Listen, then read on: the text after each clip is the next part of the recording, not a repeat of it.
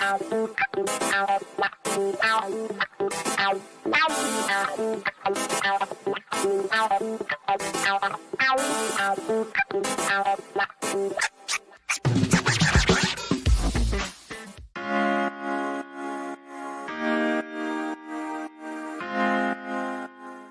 Friday, so that means we've got Frangela with us. Yeah. Thank you so much for joining us today. And just to check in with my mom, she is in line to get her COVID test right now. Awesome. And I believe she's listening to us on the radio. So hi, Mom. I love you. There was a 98-year-old lady in line in front of me yesterday at the CVS. Oh, wow. Yeah. Aww. And they asked her, "Did you check in on your phone?" She did not. Because she doesn't have a smartphone. Yeah. What are you talking about? How can I do that? Totally. She could barely come up with her driver's license, but she got vaccinated, so that's good for her. And yeah. you know, That's amazing. Yeah. It's important, and here in California, we talked about it earlier. The floodgates are about to open. I mean, we've got starting on April 1st, 15 over are eligible for vaccines, and then starting on April 15th, it's wide open. It's going to be a free for all. The only thing that concerns me is the supply. Or is there going to be enough supply to get? Because we have all kinds of vaccinating stations set up all over the place, but the supply is what's concerning me. I believe based on the story, let me see if I can pull the story up really quickly here. Okay. But from what I was reading was that right now we're getting about 1 million doses. Mm-hmm. Based on current estimates, California expects to be allocated 2.5 million first and second doses per week for the first half of April, with that number growing to 3 million doses in the later part of the month, and that's just for California. Right, but just this morning, the mayor of Los Angeles said, we got 90,000 doses fewer than what we were expecting last week. So there's a bit of a discrepancy in there. I just hope that we can increase the production. Oh, we will. Yeah. Let me tell you something. I will not naysay now, because I did think 100 million doses in 100 days was. I thought that was worse than ambitious. I thought it was sort of naive and overly utopian or something. And the simple fact is, we all have gotten sort of used to having incompetent people in charge. Right. And all of these people have been in these. This is where, institutional knowledge and people who have experience and people who know, who have information in their heads becomes really important, because they came there to work, not to take away people's rights. Yeah. So they're getting stuff done, and it just seems crazy to us. We're like, how can they be getting all this stuff done? Yeah. They haven't even started on violating my rights. And it's like, this is what happens. Government is actually really effective. Yeah. We just live with a lot of sort of false notions about that. When we elect people who know how to run government or who believe in the power of government, things get done. When we elect Republicans who don't believe in the power of government or think that government should be smaller, things don't get done. And this is what we're saying. They've been effective. They've been beyond effective. And so much so that in the middle of being overly effective, they had to recalibrate their goals and up it and double it. Yeah. Because they had exceeded their goals. Yeah. And here's my thing. We're not giving enough credit to that. Right. That's huge. No, in fact, I've seen articles that seem to try to suggest that they're accusing the administration of under promising because they know they can do more, so they definitely will meet it. I'm like, this is really interesting, because 2 months ago you thought this was crazy, 100 million doses. Yeah. Now you're saying, it's just, there are certain people for whom in this country, unfortunately, a lot of the media especially, I think, has fallen victim to the idea that being fair means you say something negative about everybody. Yes. And as if those things are even equal. And that's not fair. That's not reporting. And I'm not looking for fair. What I'm looking for is honest. Yeah. And a lack of editorialization. I'm looking for truth. Yeah, a lack of editorialization. And so if you're a columnist, that's what you get paid to do. But if you're not, tell me what happened. Tell me what happened. I also wonder if part of this is that, after 4 years of Trump, we really appreciate having somebody in there. It's like, oh, this is why we elect leaders who know what they're doing. Right. This is why we elect leaders with experience who surround themselves with competent people and not their family members or their rich friends who have a plan or an idea of how to change things. No, we get people in there who know what they're doing and know how the system works so they can fix it. And I really do think as much as I loved, Elizabeth and Kamala in the primaries, Biden was the right man for the job, and he is proving that every day. And the fact that he is surrounding himself with all of these people, it speaks to his experience and what he's bringing to the office that we were so lacking for the last 4 years. We've got some callers on the line. I think Kevin in DC has been holding for quite a while. So can we bring up Kevin? Hey, Kevin. Oh, hello? Kevin in DC. Yes, hello. Hi. Hi. Oh, hi. I'm sorry. I'm trying to. Thank goodness I was going to have to hang up. I was trying to listen and work at the same time, but good. You got me right at. I'm on a 15-minute break. Okay, good. I'm timed. Perfect. Okay, go. So nice to talk to y'all, and especially I'm happy coincidence that you're on the line, Frangela, because I am absolutely fiend about what the I almost cursed. I'm so mad. About the crap they're pulling in Atlanta. Are you effing kidding me? I am looking literally at the moment across the picture of my dad, looking suitably militant. He and another brother was on the cover of the Washington Post back in the '60s, fighting for the what initially became months later the Voting Rights Act. It's like a family heirloom, and obviously it passed and all that. And here it is, all these years later, his son is old enough to have gray hair now, and these people are pulling crap like that. People like my dad and others fought so hard back then, and they're pulling this crap, are even so cruel that you actually put it into law that people can't give people waiting in the hot sun freaking water. This is it's the cruelty is beyond. It's disgusting, and I'm glad that the President of the United States spoke up about it yesterday, because they should be shamed upon shame, and they should figure out a way to take that law down. Well, absolutely. But let's remember, as Chief Justice Roberts, we don't need a Voting Rights Act because things have changed. Yeah. So this has been in the works for a very long time.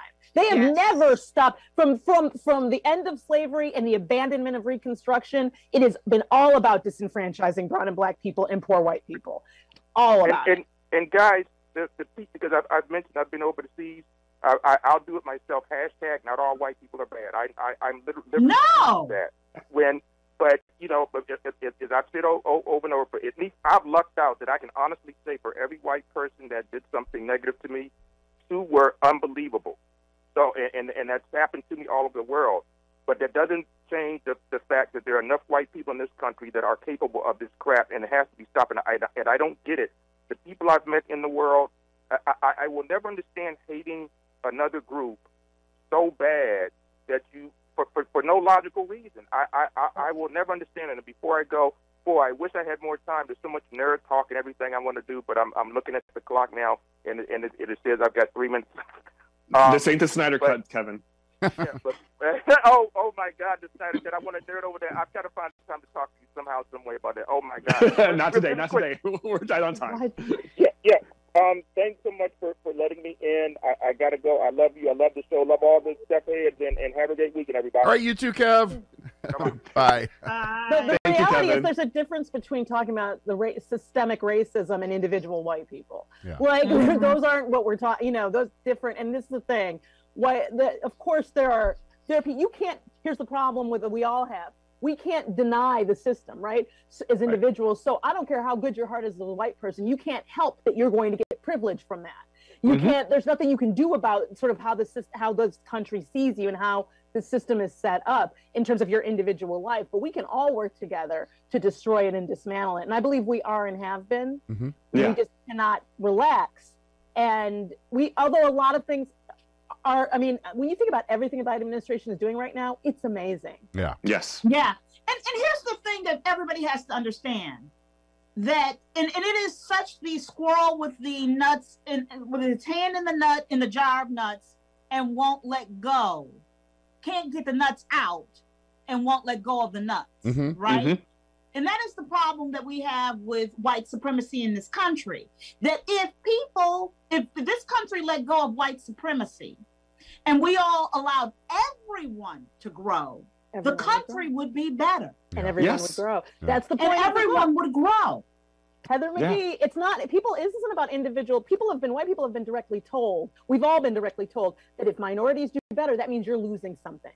And that's not the way it works. That isn't the way it works at all. But that's what they've been told. And in fact, laws were enacted that did do that. Yeah. You know, that did make that differentiation clear, because when they saw poor white people and black and brown people and indigenous people starting to work together, that quite correctly scared the ruling class. Yeah. Well, I mean, it's because like the saying, a rising tide lifts all boats, and that's true. You know, it helps everyone. And when you look at also the other big issue that I think in America that I think is an intersectional thing is the wealth gap in this country. That's right.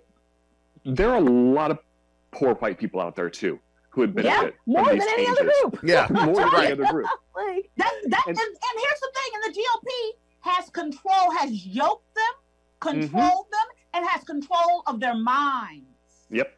That's what yesterday when Kemp went, well, he couldn't sign it where he wanted to sign it, so he ran off to a little room and he invited only the white folk, and by the white folk I mean the white men, to be in that room with him when he signed it. But then we had the Georgia State Rep Park Cannon go and knock on the door because she wanted him to look her in the eye while he signed this bill that was going to disenfranchise. And she was arrested. Arrested and taken away by cops for obstructing the General Assembly. There were two white cops that were arresting her. Yeah, they dragged her out and they've charged her with felony. Yep. Yeah. For knocking on a door. Yeah. I want to remind you how many people did a lot worse than knock on a door on January 6th. Yeah. That's right. And walked home. They let them go walk home, go home, get on the plane and go home. Even when they got them in court, judges let them go home. Yeah. 5 days. Send them home with their mamas. Yep. You know who didn't get a knock on the door? Breonna Taylor. Thank you. She didn't get it. She didn't get a chance to have a knock on the door. So yeah, no, I've had it. I'm done with these things. Let's go to we've also got Karen who's been holding on the line for a while. Let's go to Karen. Hey, Karen. Hi, good morning. You guys are just hitting it out of the park today. I mean, everything you say is just like right on point. But I want to add too, you know, it's not just about suppressing the vote of black and brown people that they're doing. Brian Kemp is giving himself legal cover. So the next time there's a fascist who's asking him to steal an election for him, he's going to be able to get away with it. So that is the true danger here. And I can't agree more. Look, the hoods are off. Even white liberals are starting to see that, no, we did not come as far along as we thought. And we benefit from a white supremacist society. We have white privilege, and now we are starting to see it, and we are going to fight. And so help me God, if they want to deny people water while they're waiting in line, black and brown people waiting in line, I will be one of the first ones down to Georgia, and I will be passing out water, and they can kiss my you-know-what. You know, we will rent a water truck, Karen, with you. We will pick you up, girl, on the way. We will get a big one of them pools. We know, did they ever have those truck pools we could pull into the neighborhood? That's right. We will wait there. We'll have hold people's place in line and get a dive, have a little brunch. Oh, we'll hook it up. People will want to wait and I will live stream it. You go ahead and try and arrest me doing that, because this is absolutely undemocratic. If we want a fascist government, then this is how it's going to happen. One state at a time, they're going to try and do this stuff. So yeah, we need to clone Stacey Abrams. And we need to get it done in every single state across the country. And I'm sorry, but civil rights needs to be national. Yeah. We have got to get, enough of this. And it's just, it's astonishing. And then, did you see, so we have the first non-white male mayor of Boston. Yes. And I'll tell you, in 1976, they were freely throwing around the N-word. So it's not just a problem in the South. You know, and we need to be honest about this. Yep. And let me tell you something. I'm going to figure out how to have an omelet station on every voting line. Totally. Oh, I'm already thinking about how can I... sandwich bar. And I'm trying to make smoothies. Crudité. Yeah. Vegan options. Crudites. Y'all are not thinking big like I am. I'm thinking about how can I crowdsource the money for a food truck that I can set up a full bar in? Because we'll just turn into a block party. Totally. We'll get some some Isley Brothers. We're going to make a party. Travis, you can make some CBD cocktails. I know that, you know, they'll chill. They will be perfectly fine. Yep. The line won't seem like it took any time at all. People won't want to get out of it. CBD, yeah. Like, you got to go vote now. The party will be here when you get out. Totally. You're not going to be worked up when you go in to vote. You're going to be like, look, I'm chill. Yeah. Democrat, Democrat, Democrat, Democrat, Democrat, all the way down the ballot. Totally. All right, it is 49 minutes after the hour on the Stephanie Miller Show. We need to take one more commercial break. We'll be back with Frangela and the last minutes before I go on vacation. Oh, God. We'll see you in a little bit on the Stephanie Miller Show. Oh, come on. You got to admit this is cool.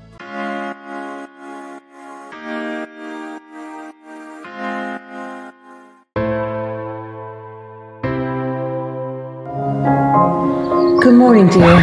Oh, cut.